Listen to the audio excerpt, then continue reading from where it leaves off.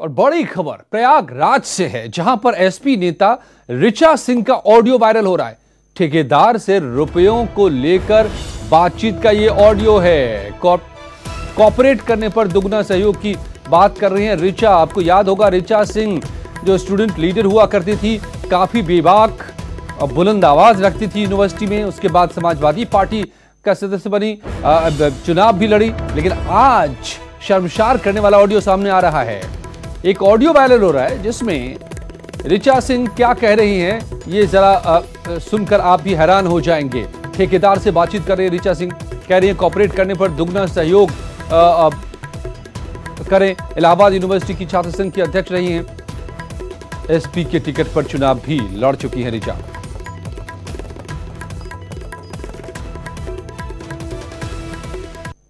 Cut गया, बताइए क्या कह रहे थे कि जो एक फिनिश का काम आपको मिला हुआ है, ये काम हम लोगों ने अपने कार्यकाल में निकलवाया है कि ये काम जो है ऋचा जी, ये काम आपके इलेक्शंस के पहले ही अवार्ड। इलेक्शन की बात मत करिए, मैं इस यूनिवर्सिटी में 8 साल से हूँ कपूर जी।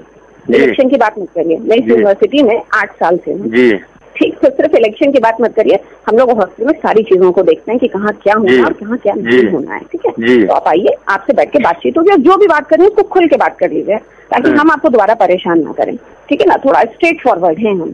नहीं, हम भी एकदम स्ट्रेट फॉरवर्ड है ऋचा जी, इसमें कोई दिक्कत नहीं है। बिल्कुल, मैं भी एकदम अगर आप हमें मैं भी एकदम स्ट्रेट फॉरवर्ड इंसान हूँ ऋचा जी। अच्छी बात है, ऐसे ही होना ही चाहिए ना। अगर आप हमें कॉपरेट करेंगे, हम आपको उससे दुगना कॉपरेट करेंगे हॉस्टल के अंदर। लेकिन अगर आप हमें कॉपरेट नहीं करेंगे तो ठीक है, फिर देखा जाएगा चीजों को। ठीक है। परवेज हमारे संवाददाता मेरे साथ जुड़ गए हैं प्रयागराज से। परवेज, ये किस तरह के कॉपरेशन की बात हो रही है यहाँ पर? देखिए, निश्चित तौर पर सभी लोग जानते हैं कि जब कोई कॉन्ट्रैक्टर काम करता है तो उसको एक सिस्टम से चलना पड़ता है, जो एक परंपरा है, उसी की बात यहाँ पर ऋचा सिंह जी, अगर ये उनका ऑडियो है तो वो कह रही हैं। जैसा कि उन्होंने कहा है कि ये उनका ऑडियो है ही नहीं है और इसकी सीबीआई से जांच करा ली जाए, किसी एफएसएल में भेज के जांच करा ली जाए, उससे उन्होंने इनकार किया है। लेकिन ठेकेदार से हमारी बात हुई है, उन्होंने साफ तौर पर आरोप लगाया है कि 2 करोड़ का ये कॉन्ट्रैक्ट था गर्ल्स हॉस्टल के अंदर एक हॉस्टल बनाने का, उसके लिए 10% यानी 20 लाख रुपए करीब उनसे मांगे गए थे। तो ये साफ साफ उनका आरोप है और ये पूरा मामला है, साफ बातचीत से लग रहा है कि सिस्टम से आने का मतलब है कि उसमें पैसे की ही मांग की जा रही थी, धन उगाही का ही पूरा मामला है। और ये ऑडियो जो है वो 11 मिनट 10 सेकंड का है, जो अभी वायरल हुआ है। हालांकि ये थोड़ा पुराना बताया जा रहा है और इस मामले में 31 अगस्त को एक शिकायत भी ठेकेदार ने इलाहाबाद सेंट्रल यूनिवर्सिटी के रजिस्ट्रार को की थी और इस पूरे मामले की जानकारी उनको दी थी। लेकिन ये एक बड़ा सवाल है कि ये इतने दिन बाद, अगस्त का मामला है, 31 अगस्त का, और अब क्यों वायरल किया गया, ये भी एक सवाल उठ रहा है जी। बेशक कई सवाल इस ऑडियो क्लिप ने सवाल खड़े कर दिए हैं और कई सवाल पैदा कर दिए हैं। क्या नेता सीधे कट कमीशन के जो आरोप लगते रहते हैं नेताओं पर, वो मांगते हैं? और ये वीडियो क्या ऐसी बात की पुष्टि करता है? क्या एसपी नेता ऋचा सिंह इसी तरह के कट और कमीशन के चक्कर में ये सारी बातचीत कर रही हैं? खुलासा करना चाहिए, सामने आकर जवाब देना चाहिए। धन्यवाद सर्वेश आपका जानकारी के लिए। और इलाहाबाद सेंट्रल यूनिवर्सिटी का माहौल एक बार फिर से गर्म हो गया है। महिला छात्रावास में अनियमितताओं को लेकर छात्राएं हॉस्टल के गेट पर धरने पर बैठ गई हैं। पूर्व छात्र संघ अध्यक्ष ऋचा सिंह समेत बड़ी संख्या में छात्राओं ने धरना देकर वीसी को बर्खास्त करने की मांग की है। इनका कहना है कि जो भी लड़की गड़बड़ियों के खिलाफ आवाज उठाती है उसे हॉस्टल से निकालने की धमकी दी जा रही है। चेतावनी दी कि जब तक वीसी को बर्खास्त नहीं किया जाता तब तक धरना जारी रहेगा। इनका यह भी आरोप है कि इस वीसी के रहते यहाँ छात्राएं सुरक्षित नहीं है, क्योंकि वीसी ने लड़कियों के बारे में विवादित टिप्पणी की है।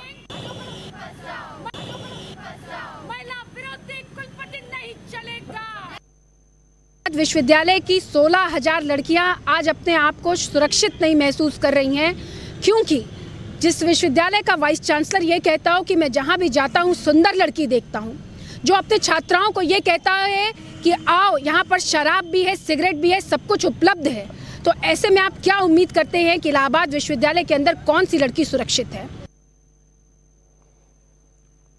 और आजमगढ़ से बड़ी खबर है, पुलिस ने एटीएम क्लोनिंग करने वाले एक गिरोह को गिरफ्तार किया है, गिरोह को पकड़ा है। कई एटीएम कार्ड बरामद किए गए हैं। क्लोनिंग की पाठशाला चलाते थे इस गिरोह के सदस्य।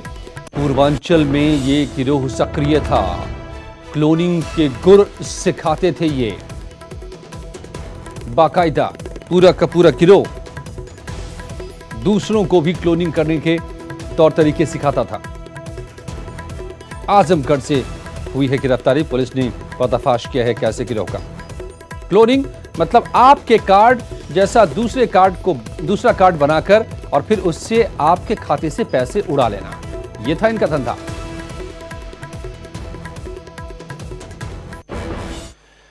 प्रतापगढ़ में सिंचाई विभाग के ऑफिसर को पीट दिया गया। दबंग ठेकेदार ने ऑफिसर पर सहायक इंजीनियर मुन्ना लाल को पीटने का आरोप है। दबंग ठेकेदार नरेंद्र सिंह पर आरोप है सिल्ट सफाई का भुगतान करने का दबाव बना रहा था ठेकेदार। कोई मतलब नहीं रहेगा, कोई मतलब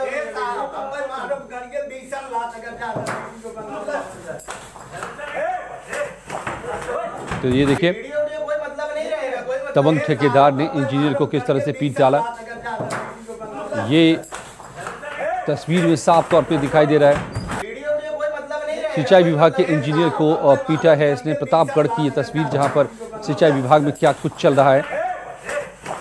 दबंग ठेकेदार ने ऑफिसर पर सहायक इंजीनियर मुन्ना लाल को पीटने का ये आरोप लगा है। नरेंद्र सिंह पर यह आरोप है सिल्ट सफाई का भुगतान करने का दबाव बना रहा था ठेकेदार।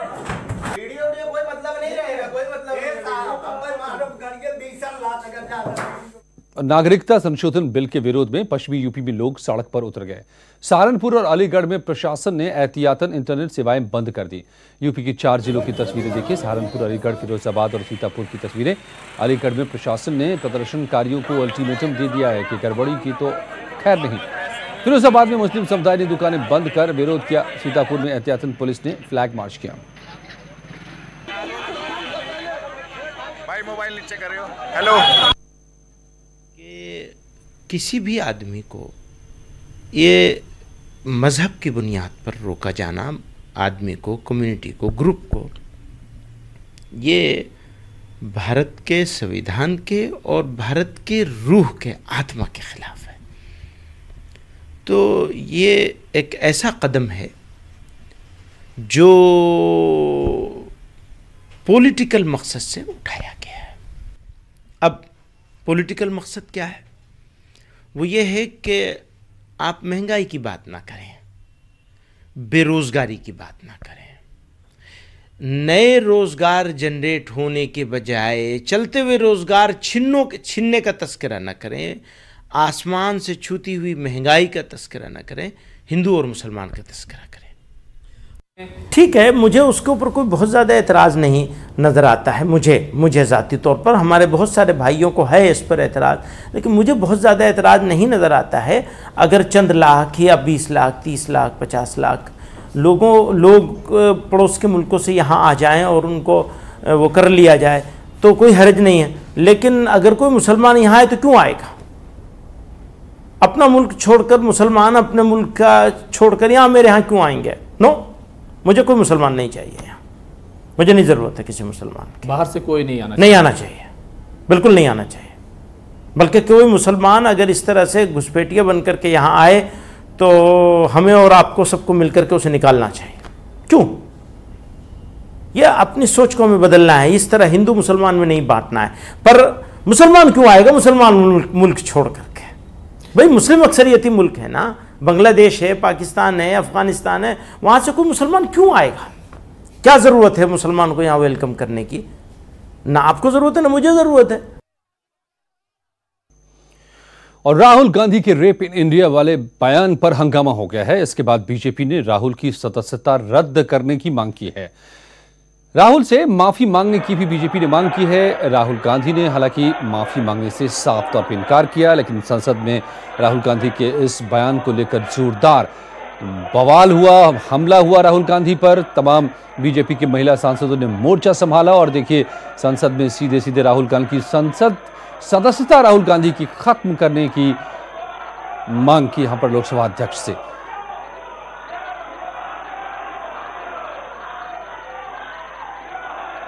देखिए, सबसे पहले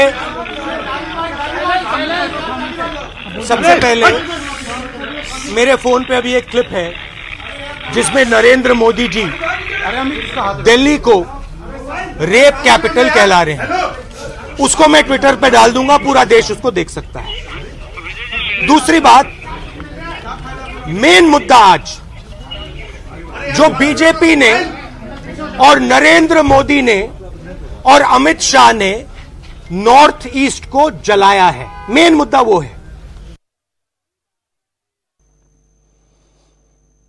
और स्मृति ईरानी ने चुनाव आयोग से भी मुलाकात कर राहुल की संसद की सदस्यता रद्द करने की मांग की है।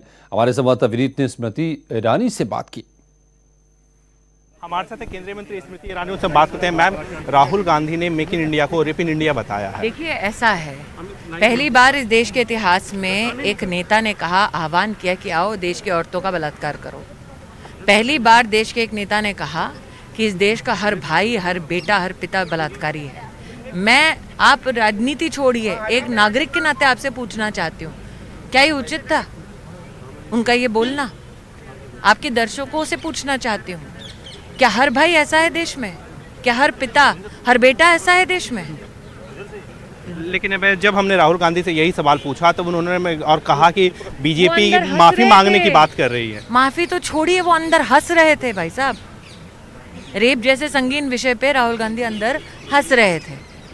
मैम, स्मृति जी में जिस तरह से सोनिया गांधी भी में सदन की सदस्य हैं, वो उनकी मां है, क्या सलाह देंगे? मैं क्या सलाह दूंगी भाई साहब, मैं कौन होती हूँ सलाह देने वाली? लेकिन क्या संस्कार पाए राहुल गांधी ने, वो आज जग जाहिर हो चुका है। ठीक है, बहुत धन्यवाद। कैंचन अप्पू पाठक के साथ विनीत कुमार, न्यूज 18 दिल्ली। और कैबिनेट मंत्री सिद्धार्थ नाथ सिंह ने राहुल गांधी के रेप इन इंडिया बयान को दुर्भाग्यपूर्ण बताया है। उन्होंने आरोप लगाया है कि राहुल गांधी ने देश का मजाक उड़ाया है, इसलिए उन्हें महिलाओं के साथ साथ देश की जनता से माफी मांगनी चाहिए। राहुल गांधी उन्हीं श्रेणी के राजनेता में आते हैं कि आप देश का मजाक उड़ाते रहो। और हमने पीछे भी देखा है, चाहे अमेरिकी या चाइनीज़ जो डेलीगेशन था, उनके साथ भी इसी प्रकार का उन्होंने करा था। देश को वो दिखाना चाहते हैं नीचा, और यही उनका फिर से प्रयास है। इसके लिए राहुल गांधी को देश की महिलाओं के साथ ही नहीं, देश के हर नागरिक से माफ़ी मांगनी चाहिए। वाराणसी के हरिश्चंद्र पीजी कॉलेज में छात्र संघ चुनाव के लिए वोट डाले गए। हालांकि बारिश के चलते कम छात्र ही वोट डालने निकले और महज 23% वोटिंग हुई। यहां 4 प्रमुख पदों के लिए 8 प्रत्याशी मैदान में थे। करीब 7,500 स्टूडेंट वोटर थे।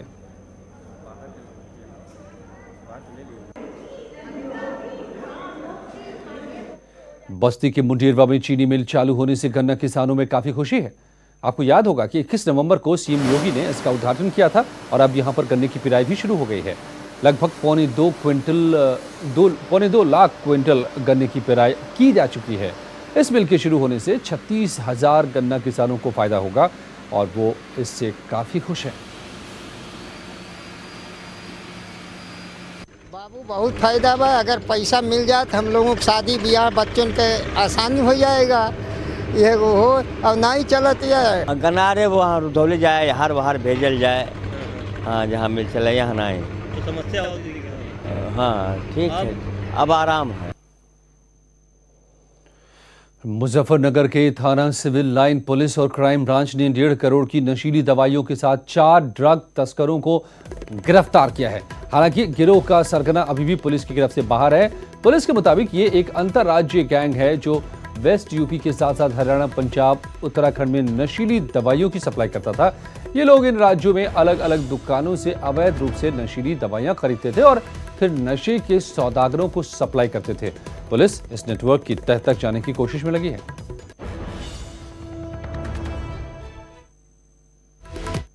हरियाणा में, पंजाब में, दिल्ली में, उत्तराखंड में जो आपकी मेडिकल स्टोर्स पे दवाइयाँ मिलती हैं जिनको ड्रग्स की तरह यूज़ किया जाता है, जो टैबलेट्स होते हैं, जो इंजेक्शंस होते हैं, उसको भारी मात्रा में ये खरीदते थे, थोक में खरीदते थे और फिर इलीगली उसको अलग अलग सप्लायर्स को, डिस्ट्रीब्यूटर्स को मेडिकल स्टोर्स पे बेचते थे, जो उसके बाद फाइनली ड्रग्स की तरह यूज़ किए जाते थे। और अब देखिए शामली से खबर, जहां पर बाइक सवार युवक की अचानक हार्ट फेल होने से मौत हो गई। मौत की तस्वीरें सीसीटीवी पर कैद हुई हैं जो सोशल मीडिया पर भी वायरल हो रहा है। आपको बताया कि शामली के कांतला निवासी सुशील कुमार जैन अपने भतीजे के साथ बाइक पर जा रहे थे कि बीच रास्ते ही बाइक पर उन्हें हार्ट अटैक हो गया और चलती बाइक से रोड पर गिर पड़े। मौके पर ही उनकी मौत हो गई। ये तस्वीर 15 नवंबर 2019 की है।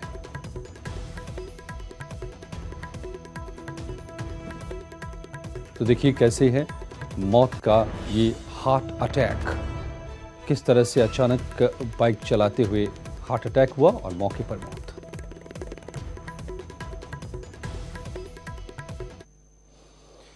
और किस तरह से ठंड ने अपने पैर पसारे हैं और कहें तो असल मायने में अब ठंड आई है।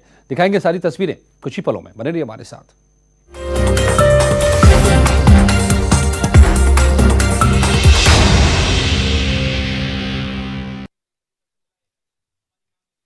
Dates.